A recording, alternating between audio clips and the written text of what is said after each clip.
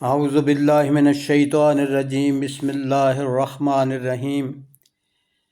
11वां पारा सूरा तौबा दा 16वां रुकू दा निचोड़। इस रुकू दे अंदर मोमनां नूं हदायत की गई है बई ਉਹ ਆਪਦੇ ਇਲਾਕੇ 'ਚ दीन इस्लाम दे जदों गलबा हो जाए तो उनके मगरों उनके विच अदल दा निज़ाम सारे अपने चार चफेरे दे इलाकों च कायम करन तां बई दूजियां अल्लाह दी मखलूक नूं भी उहदियां बरकतां तो फायदा हासिल हो सके।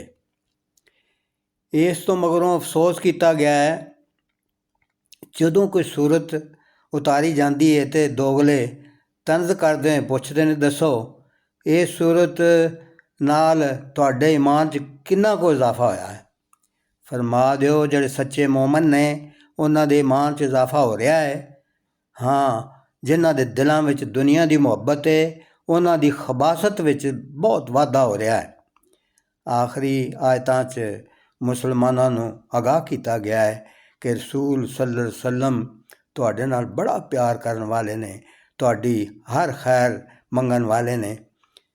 हाँ, जे तुसीं उन्हां दी दावत उत्ते लब्बैक ना आखी तो जान लवो उन्हां दा भरोसा उस अल्लाह उत्ते वे जिहड़ा बहुत वड्डे अर्श दा मालिक है।